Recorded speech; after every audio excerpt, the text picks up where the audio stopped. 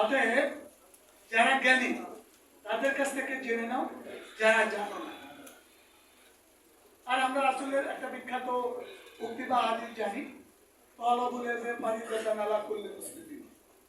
প্রত্যেক মুসলিম নরনারীর জন্য জ্ঞান অত্যন্ত ফরজ। তাহলে জ্ঞান এবং শিক্ষা একাকার বিষয়। বাংলাদেশের বাস্তবতায় যদি আপনাদেরকে বলি, আমাদের দেশে প্রাতিষ্ঠানিক শিক্ষার তিনটা ধারা আপনারা জানেন। একটা সাধারণ শিক্ষা ধারা, আর একটা মাদ্রাসা শিক্ষা ধারা, আর একটা কারিগরি শিক্ষা ধারা। কারিগরি ও বৃত্তিমূলক, যাকে টেকনিক্যাল এবং ভোকেশনাল বলে। আজকে আপনারা এখানে যে বিষয়বস্তুটা চয়েস করেছেন সেটি হচ্ছে আদর্শ জাতি গঠনে প্রাইভেট মাদ্রাসা শিক্ষার ভূমিকা এবং আপনাদের চ্যালেঞ্জগুলো কি, সম্ভাবনাগুলো কি। প্রথমত, এই প্রস্তাবনাটা যথার্থ কিনা। বাংলাদেশে আনুষ্ঠানিক শিক্ষার একটা ধারায় আপনারা কাজ করেন। কমিটা আমরা সরকারিভাবে এখনো ওভাবে বিবেচনায় আসেনি। তাহলে যদি আমরা বলি ইসলামী আরবি শিক্ষা দ্বারা, তাহলে কিন্তু আলিয়া দ্বারা শিক্ষা আর কওমি শিক্ষা এই দুটো দ্বারা কিন্তু বিভক্ত। তো এখানে এই বিষয়ের উপরে যে পেপারটা উপস্থাপন হয়েছে, আমার আলোচনা তার মধ্যে রাখার চেষ্টা করি। প্রথমত, আমি যাকে উপস্থাপক হিসেবে, প্রধান উপস্থাপক হিসেবে যাকে পেলাম,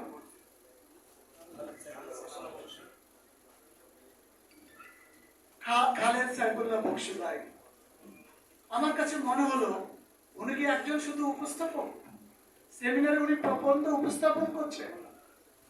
আমার কাছে ওনাকে মনে হয়েছে প্রথমত একজন বক্তা, একজন বার্তাবাহক, একজন উদ্ভাবক, একজন গবেষক, এবং যা বলেছেন চিন্তা প্রসূত হয়ে বলেছেন, এবং টোটাল পেপারটাকে কতগুলো সেকশনে বিভক্ত করে আমাদের জন্য উপভোগ্য করেছেন।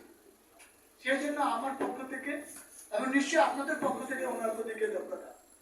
আল্লাহ রাব্বুল আলামিন ওনার প্রতি রহম করুন। আমরা প্রাইভেট মাদ্রাসা কি এবং কেন, এই আলোচনা উনি যেটা নিয়ে এসছে, প্রথমত হচ্ছে যে দিনী শিক্ষার জন্য এমপিওভুক্ত এবং সরকারি যে মাদ্রাসা আছে, আমরা যদি অন্য মাদ্রাসাগুলোকে মাইনাস করি তাহলে পরিস্থিতিটা কি দাঁড়ায়?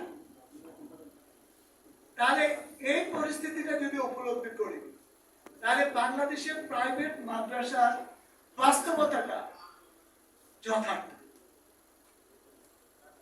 নাম্বার 2 আছে, আমরা যে মাদ্রাসাকে চিরায়তভাবে জেনেছি শুনেছি, শেখ মদিনা মানোয়ারা মসজিদে নববীর সুপায় যে মাদ্রাসা স্থাপিত হয়েছিল, যেখানে সেরা মুহাদ্দিস বের হয়েছিল, পরবর্তীকালে খলিফা হারুন রশিদ বাগদাদে যে হাউস অফ উইজডম প্রতিষ্ঠা করেছিলেন, বৃহৎ লাইব্রেরি প্রতিষ্ঠিত হয়েছিল।